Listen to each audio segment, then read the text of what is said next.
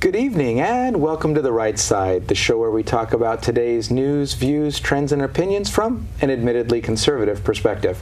I'm your host, Chris Pareja, and this evening we're joined by Heather MacDonald. She's an author, a fellow at the Manhattan Institute, and soon to be a speaker at the Conservative Forum later this evening. Heather, welcome to the show. It's great to be with you, Chris. Thank you so much. So tell us a little bit about who you are, your background, how you became a fellow at the Manhattan Institute, and a little bit about your authoring background. How did that get started? Well, the fellow process was quite painless. It just happened. The authoring process began when I got madder and madder at what was happening to the universities and to the study of civilization and Western civilization, the rise of ignorant multiculturalism and identity politics. I was in college at this amazing period where you actually got to read great books without thinking to complain about the gonads or melanin of the authors. So I was an English lit major, and guess what? I read the greatest authors of English literature: Chaucer, Milton, Shakespeare, George Eliot, Virginia Woolf, but again, there was no effort at gender balance. After I graduated, the next decade, what started happening was this rise of ignorant excuses for ignorance, of students complaining about, hey, hey, ho, ho, Western Civ has got to go, as Stanford next door here. Females claiming that they couldn't read white males without being triggered. And that, to me, was a travesty. So you just hate education, is what you're saying? I hate current education without qualification, absolutely. So, I mean, what are the biggest offenses? Is it just that they're complaining because there's the gender requirement? What is it that is your trigger about this new educational process? Well, it's the rejection of greatness. You know, there's no more privileged position in the world today than to be in a university, whether you're a professor or a student, and to be given the luxury of studying these great works. And the people who reject them out of ignorance the professors should be saying, shut up. You haven't read Jonathan Swift yet in order to reject him. You haven't read William Wordsworth. Instead, the faculty kowtow and penitentially apologize for assuming that anybody should be able to read great works. So there's that, but the other thing that I worry about besides what's happening to the curriculum is the cultivation in students of the most delusional victimhood. Mm-hmm. So you have, my favorite moment was during the wave of Black Lives Matter protests that swept colleges in the fall of 2015 following the ridiculous uprising at Mizzou, at University of Missouri, where there was again one of these hysterical outbreaks of perceived phantom racism. And so students across the country protested and claiming that they too were victimized. My favorite moment happened at Princeton, where you had the Princeton black students saying, "We're sick and tired of being sick and tired." Now, where does this phrase come from? This is Fannie Lou Hamer, who was a civil rights activist who was beaten for trying to vote in the 1950s. She was raised on a Mississippi cotton plantation. Fannie Lou Hamer had good reason to be sick and tired of being sick and tired. For any Princeton student today, I don't care if he's purple or blue or green, what his gender is, numerous categories. You said his. Well, I'm sorry. I should have. Oh, God. I'm and offended. I didn't even ask their permission. No, they didn't didn't sign the form. Well, see, that's it. They didn't sign the form yet. But for that student to think of him or herself as victimized is ludicrous. Princeton is the most privileged place on earth. Right. But this is we are brainwashing students to go around with a chip on their shoulder, that prevents them from learning on campus and that is going to haunt them for the rest of their lives and prevent them from seizing the myriad opportunities that's available to them on campus and in American society subsequently. Right. And we're teaching them to try to silence dissent or silence other people's opinion when we talk about, well, they have a right to freedom of speech and to be offended and everything else, where the freedom of speech is not really to protect you from being offended. It's to protect you from beating the crap out of the person who's offending you, or to be beaten in response, right? Right. Yeah, I mean, obviously, universities should be the paragon of how we proceed with civil disagreement and the pursuit of truth, but that is certainly not the case today. And you brought up the fact that the professors shouldn't be apologizing for it. They should be encouraging the reading, but a lot of times, at least it's said, the professors are actually the ones that are promoting this kind of victimization in the first place. Oh, absolutely. I mean, there's a complete, and it's not just the professors, of course, it's also the administration. You have now a growth of this massive diversity bureaucracy. At University of California, for example, it used to be the faculty to administrator ratio was maybe 4 to 1. Now it's 1 to 1. You have student tuition going up, going to pay the salaries of, say, a Jerry Kang, who's the Vice Chancellor for Equity, Diversity, and Inclusion at UCLA, who's making $350,000 a year for a nothing sinecure. Every college campus today is so welcoming to students of color that University of California is violating the law, which says you shall not admit based on skin color, and they have come out with all sorts of stratagems to evade what is a constitutional amendment. So you have this diversity bureaucracy that is in a codependent relationship with these narcissistic delusional students that act out little psychodramas of oppression before an appreciative audience of college diversity bureaucrats who then say, "Oh, you poor victims, let us help you," and lo and behold, the students say, "We need more diversity bureaucrats." Yay, they get to expand their realm. Right. Well, it's interesting that also within the Asian community, we're seeing more and more uprisings and protests against affirmative action kinds of admission policies in the UC system, because now that the Asian population is overly represented, now they're being cut out and not able to get in at the rates they can, even though they're qualified for it. So it can bite. Yeah, they have to. If you're an Asian, you need SATs and GPAs that are exponentially higher than other groups. But I would hope that you're right, that there's a lot of protests. What I find amazing is that a lot of left-wing advocacy groups, some of them are actually headed by Asians. So there's another component like this Jerry Kang, who came from UCLA Law School, that has been a big proponent of a very abstruse academic concept that Hillary Clinton popularized, known as implicit bias. And he is a big supporter of racial preferences. So it's very bizarre that there's a complete activism against interest there. But I hope that more Asian parents and students understand that they are absolutely screwed by this victimology mentality. I think that as a society, we end up needing some education about how screwed you are if you take that victim mindset as just a regular reaction to anything that goes wrong in the world. It must be that I'm being victimized in some way. Sometimes just bad stuff happens to good people, and you've got to move on. Yeah, well, it's very hard to take personal responsibility, and no group really wants to do that. But absolutely, that's the case. But if you're in a university today, and I mean, UC Berkeley right now, there's a banner campaign throughout the university put up by the Vice Chancellor of Diversity, Equity, and Inclusion there. You see, they've playing with the terms. She makes well over $200,000 a year, and it's got little diversity bromides on these banners, and one of them shows a female black student and a male Hispanic student who say, "Allow others than yourself to exist."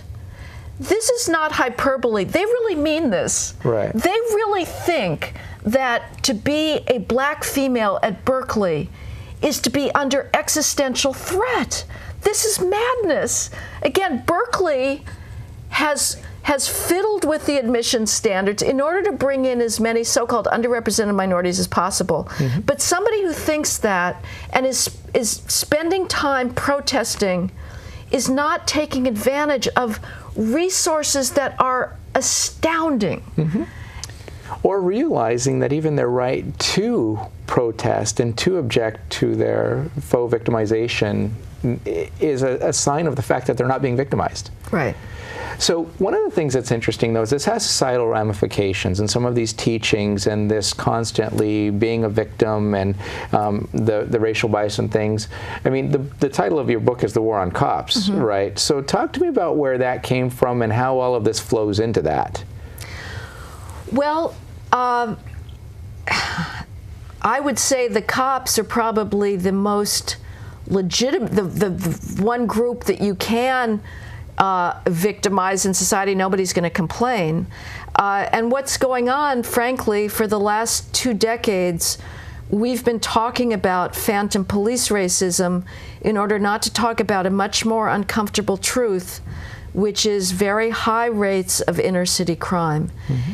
And the police are the messenger. Policing today is data-driven.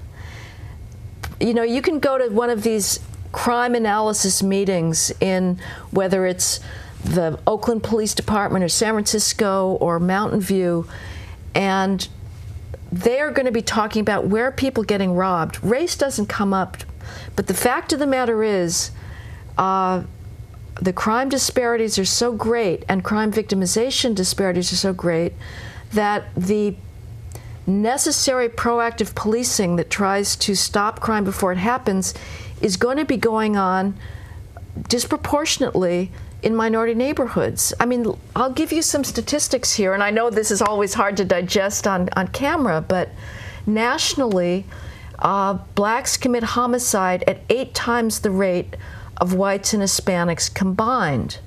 They're victimized by homicide at 6 times the rate of whites and Hispanics combined. Young male teens between the ages of 14 and 17, if they're black, they commit homicide at 10 times the rate of white and Hispanic male teens combined.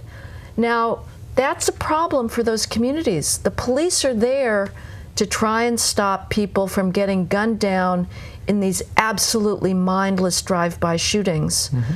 But instead of talking about that problem and how can we prevent more young males from going into gangs, instead we're blaming the cops. And that has resulted in the largest 1-year increase in homicide in 2015 in nearly 50 years, because cops are backing off of the type of proactive policing that the elites and the mainstream media and academia keeps insisting is racist. Yeah, and it is interesting because I've seen stats from other directions. When you take, for example, the color component out, and you look at things like family structure or others, where if it's a single family home, right. Regardless of economic or regardless of race, background, you have higher rates of crime, yep. and you have higher rates of drug abuse and other things, yeah. where kids just aren't being supervised because parenting's a team sport, and if you only have half the team showing up, you can't win the game very well, right? Absolutely. And so looking at those other kinds of societal issues and taking just the race bias completely out could come up with different results. Yeah. If you, for example, were looking for where are the highest propensities of single family or single parent family households, and you could take that part out, would it still be discriminatory in some way, shape, or form? Yeah. Be interesting to track. No. But we're very focused on pigment content right. versus what are the other issues that are driving this. So. Well, it is one of the biggest taboos today to say that children need fathers. It breaks the feminist taboo, which is that strong women can do it all, mm-hmm. and then you're seen as dissing the same-sex couple. But on average, I mean, one always has to have the disclaimer. Of course, there are heroic single mothers mm-hmm. who are raising law-abiding children against the odds, but the odds show that on average, kids raised in single-parent households have much higher chances of getting involved in gangs, in crime, juvenile delinquency, becoming single mothers themselves as teens, and it's a very vicious cycle. I mean, you have, you know, in 1965, Daniel Patrick Moynihan did something very courageous and very far-sighted, and he said that the breakdown of the family in the black community was going to impede further progress in civil rights. This was in 1965. At that point, black out-of-wedlock birth rates was 23%. It is now nationally 73%. And if you go into South Chicago or the South Bronx or Milwaukee, you're going to get rates higher to 85%. That is social catastrophe. It'd be interesting to see a study, though, that would be, for example, black communities where they do have more dual parent, dual income homes, to see what the crime rates are in those neighborhoods. Much better. And that would be my assumption, because, for example, if you're looking at some of the suburban communities, you get, and that's another thing, right? Suburbs are supposed to be horrible because you've got to fight the fight in the inner city and like deprive yourself some way or whatever to be one of the warriors. But it would be interesting to see that suburban lifestyle, the dual parent, dual income homes, or one where they're making enough income that they don't need dual incomes or whatever, to look at that demographic shift, even within communities of color, because it would help make the case that, you know, we just need to strengthen families in the country to bring about reductions in crime, murder, drug abuse, gang participation, etc. Yeah, well, as I say, I mean, I was at Louisiana State University at Baton Rouge, and I was asked, well, please give us a government program that we can do, and or some sort of program rather than calling for personal responsibility. And I said, well, okay, here's a program I really like, the Boy Scouts. If you've seen an inner city scout troop, it is a thing of beauty. To see these young kids tying their kerchiefs and saluting the flag. And I had a scoutmaster in Brownsville, Brooklyn. We were in a church basement. He said, it's very important that they learn how to tie knots, and they're you know, splitting their wood in the middle of the inner city. And I was called for supporting the Boy Scouts, the very embodiment of the intersectionality of homophobia, racism, class privilege, you know, white privilege, because they're doubly wrong. And you know, they provide males with a code of virtue, of goodness. But of course, the Boy Scouts ran afoul of the gay rights lobby, and they're just seen as too male a organization. And again, to talk about fathers is to be completely politically incorrect. Well, a lot of the programs that you're talking about, I mean, actually would mean that males have a place in society somewhere, and that they should be taking leadership roles, and that's so very backwards of you. You probably like things like the Constitution or other things too that were designed to protect rights, but they were only for white males. Absolutely right. Absolutely. No, males are being disappeared. The sooner we get rid of them, the better. We'll see how we do. It's happening. Look at the universities. I mean, they are completely female dominated. Hasn't been in their favor, really. Yeah, those darn guys, you got to get them out of there. They have no value. No, Wait, Western civilization. I'd be talking myself out of existence. No, never mind. Forget everything I just said. All right. So one of the things that you've talked about also is that you brought up Black Lives Matter. I mean, so what's the problem? I mean, don't Black Lives Matter, or what is it that irks you about that organization? Well, everything they've taught the public to believe about race, crime, and policing is wrong. Reverse it and you've got the truth. We are not living through an epidemic of racially biased shootings of black males. In fact, 4 studies came out last year, one from a black Harvard economist, that show, believe it or not, and this is very hard to wrap your mind around, Chris, because it's so contrary to what we've been led to believe, if there's a bias in police shootings, it favors blacks and works against whites. A greater percentage of white and Hispanic homicide victims are killed by a cop than the percentage of black homicide victims who are killed by a cop. So if we're going to have a Lives Matter movement, it would actually make an anti-cop Lives Matter movement. It makes more sense to call it white and Hispanic Lives Matter. What bothers me is that under this false narrative that the cops are racist, Cops are backing off of public order maintenance in inner cities, and who's being hurt? The law-abiding, the millions of good law-abiding black people that live there. We're also losing lives. I mean, in 2015, I said we had the largest one-year increase nationally in homicide. An additional 900 black males were killed that year, bringing the black homicide total to 7,000. That's 2,000 more than all white and Hispanic homicide victims combined. So we're losing black lives thanks to Black Lives Matter narrative.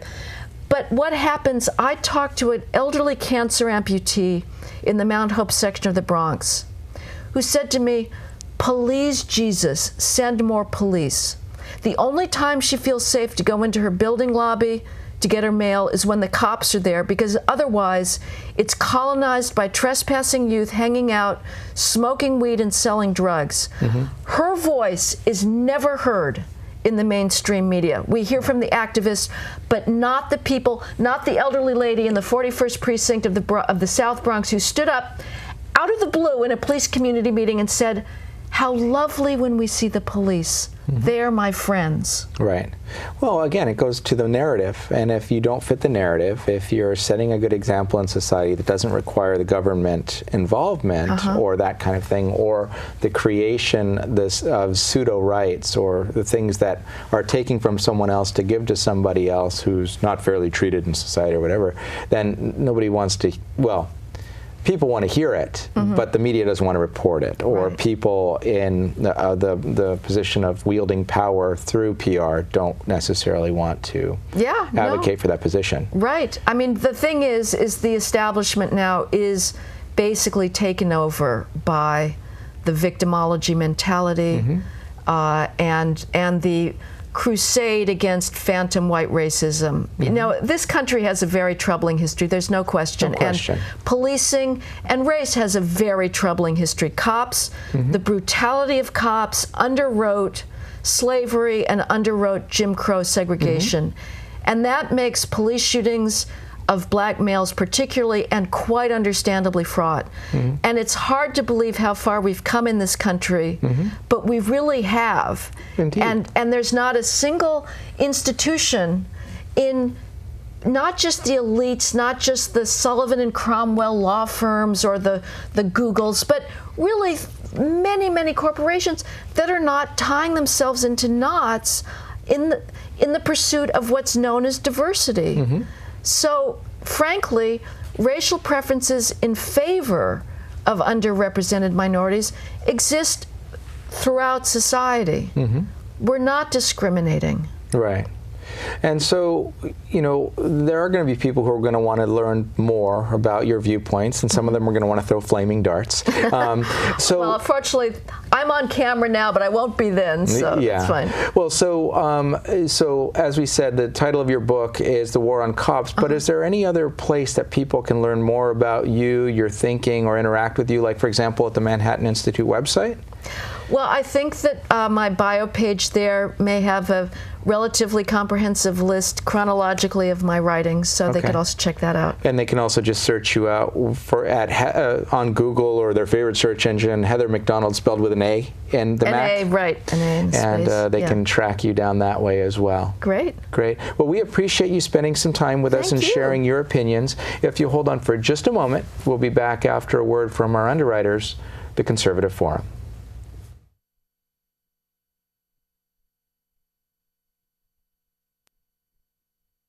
Some people think that a meeting of conservatives in Silicon Valley could fit in a small room.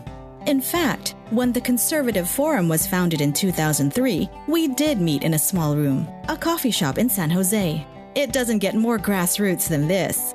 It may surprise you that there are thousands of people right here in Silicon Valley who share your principles of liberty, free markets, and limited government.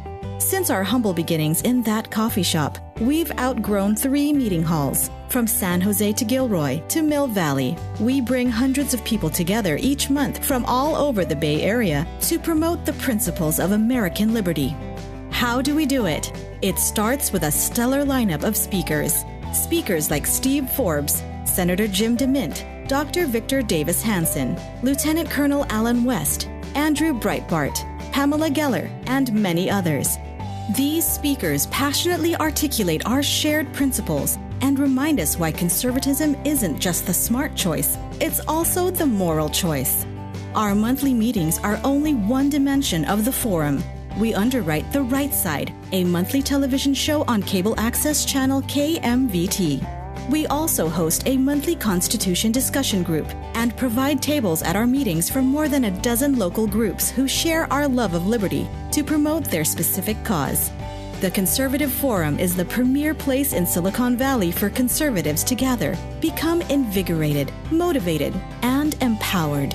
We welcome guests to our monthly meetings and offer special discounted pricing to first-time visitors. Take a look at our speaker lineup in the coming months and join us to learn why we say liberty is made in America.